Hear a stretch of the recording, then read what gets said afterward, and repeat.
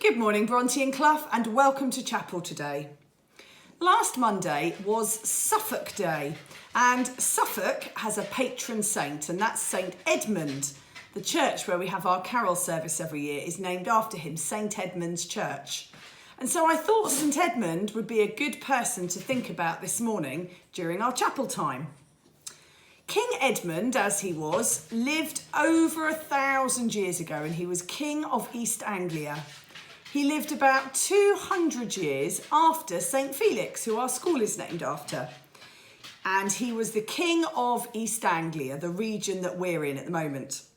He was a Christian and he took his commitment to God very seriously. And the story says that when he was a young boy, not much older than some of you, he decided to learn the Psalms, part of the Bible, completely off by heart. And he spent quite a lot of his days studying the Bible and praying. But his kingdom was under constant threat from the Vikings. And one day in 869, a Viking warrior named Hingvar invaded the kingdom of East Anglia. He brought all his soldiers with him, all his warriors with him, and together they invaded Edmund's kingdom. They destroyed lots of cities, and many people were very scared. King Edmund summoned his army together and went to war. He and his warriors battled hard, but the Viking forces were large and defeated them. Edmund was taken prisoner. The Viking king insisted that Edmund serve him and bow down before the Viking gods instead of Edmund's god. Edmund knew that if he refused to do that, the penalty would be a particularly gruesome death. However, he remained loyal to the god that he believed to be the one true God, and so refused. One November morning, King Edmund was led out onto a field, beaten, tied to a tree, shot full of arrows, and had his head chopped off, and his head was then thrown into the bushes.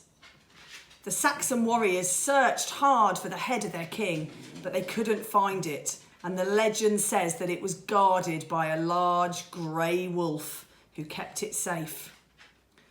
I want to think for a minute about the different characters in the story and have a think about which character perhaps you're like. Are you maybe like Edmund, who really knew what he believed in, really knew what he thought was right, and even when somebody threatened to kill him, he decided to really stand up for what he knew was right? And that can be difficult for us, can't it, at school? Sometimes we find it hard to do that. But that's something that's really important that maybe we need to try and think about, standing up for what we know is the right thing. Sometimes in life we have people who are a bit more like the Viking king, King Hingvar, and maybe they want to tell people what to do, and perhaps they'd like to boss people around and say, no, I don't think you should think that, I think you should think the same as me. But that's something that maybe we need to try and not be like. So this week I'd like you all to try and have a go at being more like Edmund and perhaps not at all like Hingvar. So let's say a prayer about that now. Dear God, we thank you for the story of Edmund. Thank you that he stood up for what he knew was right. Help us to do the same. Amen.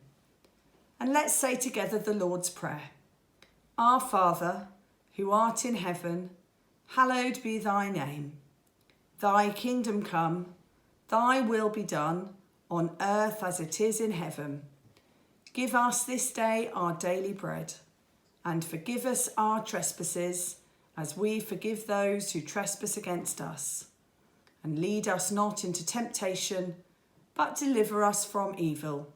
For thine is the kingdom, the power and the glory, for ever and ever. Amen.